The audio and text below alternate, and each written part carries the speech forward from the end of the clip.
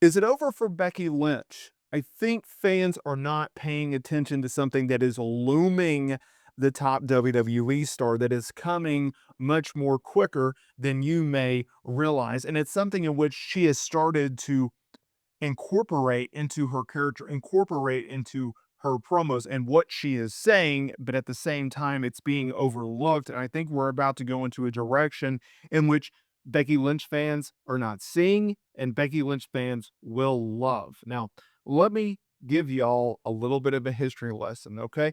Class, take your seats. I'm going out to the draw board. If you look at Becky Lynch in 2025, what happened? What was the crux of where we are today? Where are we at in the Becky Lynch saga? So she takes a hiatus in May of 2024.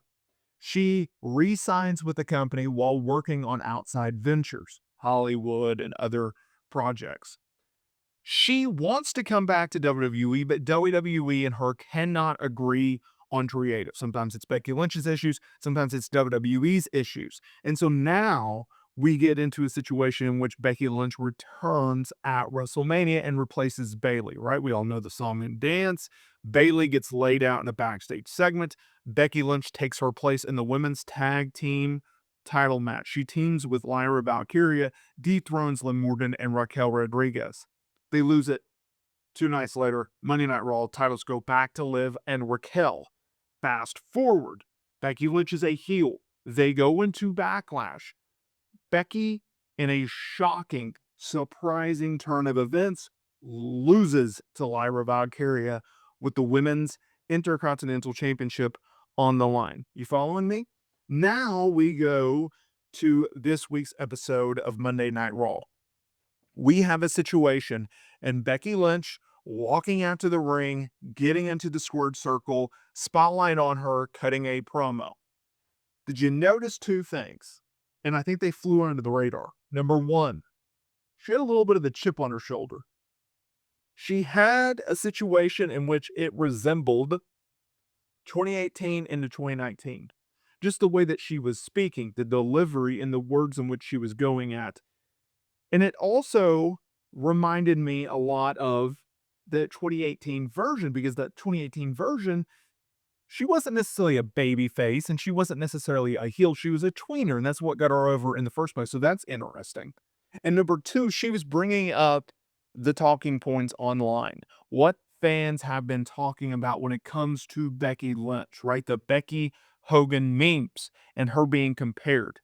I think we are building towards a situation in which instead of going the traditional heel route in which she had been incorporating, right, coming out of Mania, the big heel turn, I think we're going into a tweener type situation because in that promo, Becky Lynch, due to the way that she was delivering her lines and what she was speaking, she was being more of a tweener and it was getting a positive crowd reaction. Okay. Since the NWO, if you are a cool heel, you get cheered. You have to be a sinister type heel to get heel heat. Okay.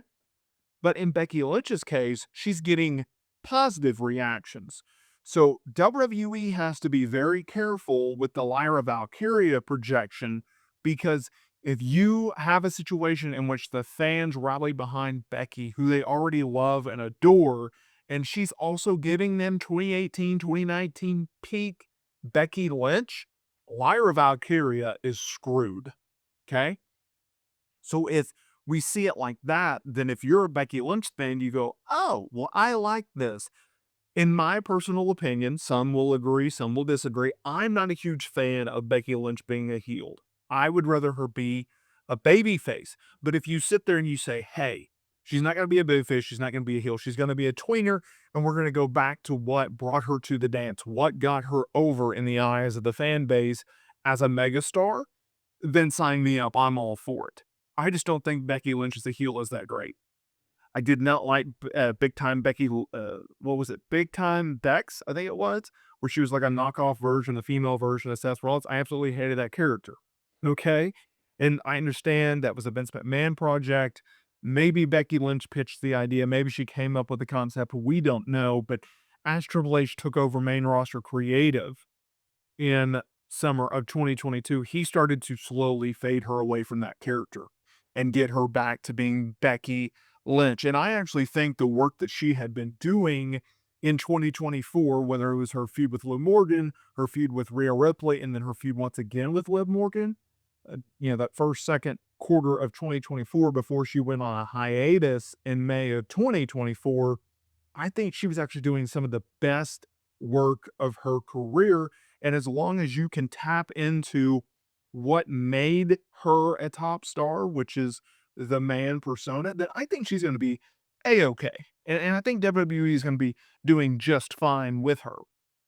As we go into the summer months, there are a lot of PLEs coming up. And if you look at it, you have obviously Saturday Night's Main Event, May 24th. You have Night of Champions, June 28th. You still got Money in the Bank coming up. You still got 2-night SummerSlams. There's a lot of events going on. And when we were coming out of Mania, it was very clear, okay, WWE, they're doing this feud with Becky Lynch and Lyra Valkyria. It gives Becky Lynch, big momentum. They give Lyra Valkyria a pretty good size rub, and you have a situation in which now not only does Becky Lynch have a feud with Lyra, but when the ready, set, game match, you can bring Bayley back to television, and Becky can feud with Bayley, and Bayley gets a big spotlight after being put on the back burner and after missing WrestleMania. And so it does a lot of different things for three very, very key talents on Monday Night Raw. And it gives us some pretty good television and some pretty good storylines. If you look at it like that, then you have to start looking at the chessboard and you go, okay, so in a surprising move, Becky Lynch did not go over Lyra at Backlash. They put Lyra over Becky. Okay, well, we're going to have this piece over here.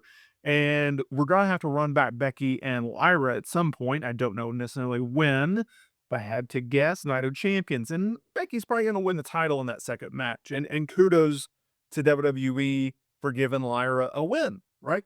But you're also going to bring back Bayley. Now, you can do a few different ways here. You could have it, maybe SummerSlam, we have a tag team match, right?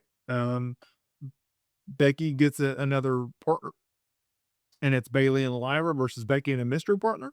You could always do Bayley versus Becky. Maybe down the line, you do a triple threat.